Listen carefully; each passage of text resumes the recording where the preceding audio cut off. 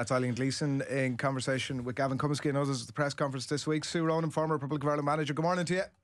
Morning, guys. How are we? Very good, thanks.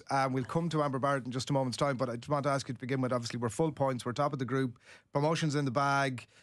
We see other teams do this all the time, Sue, and we watch on enviously, but at the very top level of the elite sports that we're involved in, it's rare that we see an Irish team being so dominant. How do we cope with all of this is the question I have for you. I know the pressure will be on now when we go up to Group A next year. But look, you can only play what's in front of you, and I think the team have done excellently to date. As you said, maximum points from 4 games. What we scored 12 goals, conceded 1. 2 games left. I expect us to get 6 points in both those games. The style of play has evolved. The team are playing with more freedom. The attacking players, particularly the world-class players that we have, like Katie McCabe, Denise O'Sullivan, they're getting themselves in more advanced positions now and able to express themselves for more and affect the style of play and affect the attacking style of play, which is really, really pleasing on the eye and obviously is helping with the results. So, yeah, it's been great so far. But, of course, we do look at the bigger picture and conscious of the opposition that we're playing. But, as I said, you can only play what's in front of you. Yeah, we'll probably hopefully get a slightly stronger Hungary team this time than we did the last time. Just on that point about the style of play, in the extended press conference, Eileen Gleeson was talking about, I read between the lines to take it that she was a facilitator nearly as much as she was a manager, that she was trying to help the players basically play the way that they wanted to play or letting players into the positions that they feel best in, which has been such a talking point over the last couple of years. And the players themselves in that group will know that the pressure is on them to back up their words effectively, so they have to feel part of that solution or that performance. The only thing is obviously that pressure, let's say, like that doesn't last forever. The mindset that they're in now about proving that they were right is not a long-term plan, let's say. No, it's not. And I suppose if Eileen's saying she's more of a facilitator, really, I suppose at international level, that's what the coach is, because you don't get so much time with the players. And it's about creating that environment to make them feel comfortable, that they can express themselves, that they feel they're able to do that at the risk of making a mistake. There's not going to be repercussions. They're encouraged to play to the best of their ability, obviously within whatever the structure is for any particular match. But yeah, the players have wanted to play with a little more attacking flair. Now, the performances and the style of play in the World Cup and the lead up to the World Cup, it obviously got us there. At the World Cup, you know, it helped us not concede too many goals, but everybody felt that we could have, you know, had more in our attack and play, and obviously the players felt the same. So Eileen is now facilitating the players to get that back into their game, to show what they can do. And I suppose the next step now is next year when we're playing better opposition, to see if they can take that forward to the next step and if they can do it against tougher teams. Yeah, and it seems like the candidate list is down to 2, and she's repeatedly said she doesn't have any interest in being on that list for now.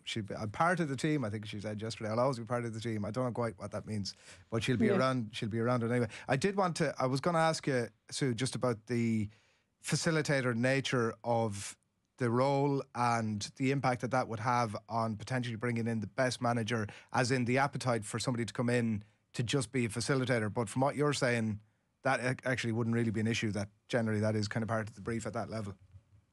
Yeah, well, look, obviously you need to be a coach as well. And, you know, I mean, you have to have a certain qualification. So, of course, you're going to do some coaching. But, I mean, a big part of it is making that environment, making players comfortable that they can perform. And I always refer to Andy Farrell and the rugby lads. You know, you hear them forever talking about what a team environment it is, the culture. They've never experienced anything like it. And the results on the pitch have matched that. You know, they feel they've been able to perform better than ever. And that has to be right at every high performance camp, and you know the culture has to be right. Of course, you need to be a coach as well. You need to be able to organise your team, but you don't get a huge amount of time with them. You're not concerned, or you are concerned about fitness, but you're not working on fitness with players. There's only a certain amount of team shape you can do, and you know obviously allowing for who you're playing. So you know that facilitator piece is a big part of it. So it's difficult to compare the end of the Vera Pauw reign and so far in the Eileen Gleeson one, because the standard of opposition has varied so wildly. But even looking at the stats of Vera Pauw's tenure, towards the end of first halves, Ireland were quite vulnerable. They'd concede goals against the likes of Canada, France, the USA, and their possession stats would drop significantly in that same period of time. What for you has Eileen Gleeson done differently to Vera Pauw in the style of play? And of course, there is the caveat of the opposition at play, but fundamentally, what's changed? Yeah, I suppose in many of the matches, when you have to recognise we were playing higher opposition, under Vera for the majority of those games. And if you're in a defensive shape and you're concentrating so hard, you're chasing your opponent, you're trying to make sure there's no gaps, you're trying to win the ball back, you're trying to hit on the counter attack. I mean, that takes its toll mentally as well, as physically. And then we were seeing lapses in concentration. Maybe the players couldn't sustain that for 45 minutes. There was lapses of concentration, unfortunately, at the wrong time, and we were conceding goals. So I suppose that's flipped now. We're not sort of in those situations where we're sitting back, where we're having to really, really concentrate. We're playing now with the shackles off. We're in the ascendancy. We're taking the game to our opponents. And it's just a different mindset, I think, in terms of when you are defending and you're chasing the game. We all know how hard it is. So when you're in possession, everything comes easier. The lapses of concentration are not as evident or not as often. So I think that's really a big part of it, the opposition and the style of play. Yeah, it's interesting to analyse the shackles being off. It could be a myriad of reasons. Is the pressure valve finally released from the intensity of the end of Vera Pauw? And also, Sue, is an element that this Eileen Gleeson tenure is ephemeral. Like, she has made it clear that something's going to change after these games. Is that why the players are playing with so much more freedom? Or, to maybe ask you a little bit of an unfair question, is Eileen Gleeson not perfect for this job? Well, you talk about the pressure valve, and the pressure was on the players. And I mean, when you think about it, we were trying to qualify for finals for so long. Eventually we qualified, and obviously there was the release, the emotion around that. And then we went into a year, if you look at the stats, I think after these two games we'd have played the most games the national team has ever played in 1 year. I think 14 or 15 games. So it's been there's been a build up of pressure right through to those games in the World Cup. So the pressure valve then, with all the changes that were made subsequently, Vera leaving, the players maybe playing a more attacking style, maybe the environment, they're enjoying the environment better. So they are playing with the shackles off. And I suppose to go back to the other point you mentioned about Eileen, is she the right person for the job? Well, I mean, all you can do is look at the CV, and she's now got, 4 wins out of 4. Eileen was always very popular in the league here. She's been a coach all her life. She's always been popular with players. So she's obviously, I've never been in the dressing room, of course, so I can't say, but her teams have always performed. So therefore, I can only assume she has created that environment for players to excel in and to enjoy. And obviously that's what's happening now. So if you look at her CV, you'd be saying, well, why not? I suppose in the past, we've always looked across the water or looked somewhere else around the world to get a new coach in, and it hasn't always worked out. So maybe sometimes we need to look closer to home and look at our own people, because we do have a lot of qualified people in this country, and people that know the game and know the culture and know the context. And I think that can be as an important part at international level as well, when you have limited time on the pitch with the players. Well, the Republic of Ireland have scored 13 goals in the 4 games that Eileen Gleeson has overseen. Speaking of goals, Amber Barrett, do you understand the omission? Well, just listen to Eileen's press conference there that you played. I hadn't heard it yesterday. She's saying football reasons, and I'm sure it is football reasons. She's introducing new players, and we have a wealth of talent at underage level and attacking talent as well. The 2 girls that have come in from Peamount have been fantastic this year, and they've won the league against all the odds, I guess, in Peamount. And those young girls, the whole midfield and forward players for Peamount have been fantastic. I suppose when you look at the stats, what did Amber get? 5 goals in 10 games. Amber's style of play is a little bit different, I guess. She's a fast player. She liked the ball over the top, run on to get a goal like she did against Scotland. If the team is evolving, maybe the style of play doesn't suit Amber, the style that Eileen and her staff are trying to implement. But I also think she is looking to the future and introducing younger players bit by bit while she can. And as I said, these are definitely the games to do that, because, you can't be taking risks on young players against the Englands and Jeremys of this world if you haven't already given them some experience. So I do firmly believe that it is footballing reasons, and I can see maybe why that's the case. Even as that may be, it must be an incredibly frustrating time for Amber Barrett, who's doing really well at her own club. She has never really had that run of games. Like, she never got there's obviously that goal. It's no matter what you would do after that, it's a career defining thing either way, for the enormity of it. But and it's not like she's beaten down by that, but equally she could still feel legitimately hard done by, right?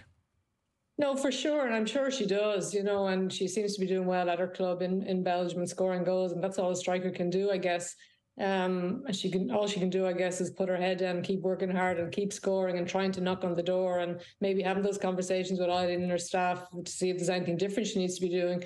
But it is, I have no doubt it is frustrating. And look, it's happened before in the past to other players, and unfortunately, Amber won't be the last player it has happened to. But I can see why, there's obviously speculation around it and why there's a conversation there. But when I look at the players that Eileen has brought in, and even players that are not in the squad, apart from Amber, like, we do have a wealth of talent up front now. So it is going to make it more difficult for all the players to fit in that squad. We danced around the question about Eileen Gleeson, the permanent replacement for Vera Pauw, and it seems it's down to two. We're not hearing any whispers in the wind about who it might be. Who's getting the gig, Sue? Gosh, I don't know. I didn't even know it was down to two. The last I heard. Seems that way from some of the reports, yeah. Yeah, I have no idea, to be honest. Yeah, I don't know. Like, I had heard there was a big interest in it, and there was over 20, I think, initially. So right. I really don't know. Yeah, I have no idea. It's I haven't heard anything on the grapevine, unfortunately. This is the new FAI. This is the absolute success of it. There's, you're not hearing any leaks. There you go. Yeah, for a change. Sue, for whoever does get this job permanently, what would you like to see that person change in terms of possibly personnel or the system? So look, it's been a while now since we played top ranked opposition. Oftentimes Vera Pauw was criticised for her formation. Think about maybe your favoured starting 11 if everyone's available. Is a 3-5-2 actually the best system to get the most out of this crop of players, or is there something different we can be doing? Yeah, that seems to have gone that way, and it seems to be one of the more preferred styles now. Let's not forget, when we are playing the tougher teams, we are going to be more defensive than we are currently. So we're going to have a nice shape about us, defensively. But you don't want to be sitting so deep that you're on top of your box, and when you break, you might have one player up top, and you're trying to get up to support the centre forward, whatever, and the ball's just coming back at you again. So I think the wing backs is definitely a way of getting players forward quickly. 3 centre halves is quite solid at the back. I would definitely like to see us play some opposition in friendly games if possible. I'm not sure what the window looks like now in terms of when the fixtures fall, but if there are any chances at all to play friendly games, I think we need to be targeting top teams and then trying to look at what way are we going to shape the team in and out of possession, and add on to what we've done now in the attacking sense, but now start working on the defensive shape as well, and what that looks like at the higher level, because we haven't been tested in this group at all, and I don't expect us to be seriously tested in the coming games either. Yeah, it's a bit of the fake war about it, no matter what happens. But indulge us regardless. One last one on Denise O'Sullivan. So listen to her talking during the week about trying to keep up the fitness, the various sessions she's been doing. She obviously hasn't had any games with the US League, haven't obviously shut down over the period of time since the last time Ireland were out, and she scored the goal in the quagmire, of course. But just your impressions of, is it slightly in an Irish shirt reborn Denise O'Sullivan for the reasons that we discussed at the very start of the interview about players being facilitated a little bit more? She's taken on captaincy, obviously, at the Courage, and maybe any impact that's had in the shadow, I suppose, of what, maybe the Nigeria game aside, was a disappointing World Cup for her. Yeah, it definitely was a disappointing World Cup for her. And, Denise is the ultimate professional, and she's always honest and critical of herself. And to hear her say that, it was pleasing to hear her say that herself. And unfortunately, we didn't see her at her best in Australia. And I think a lot of that was to do with the position she was playing in. She was playing in a deep lying midfield position, and that's not her best position. It really isn't. She'll, of course, do a job there. but her, you're going to get the best out of Denise O'Sullivan in an 8 or a 10, and you always have done. But to show you what a professional she is, she stayed back. She could have gone home, spent some time with her family, and she stayed in the USA to stay fit and to get herself in prime position, or keep herself in prime position for these games.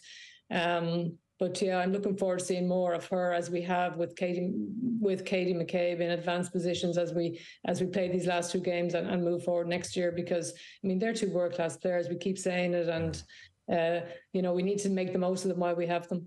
Yeah, she's technically such an unbelievable player. Every time you see her play, it's definitely a bit of the Roy Keanes about her in every regard.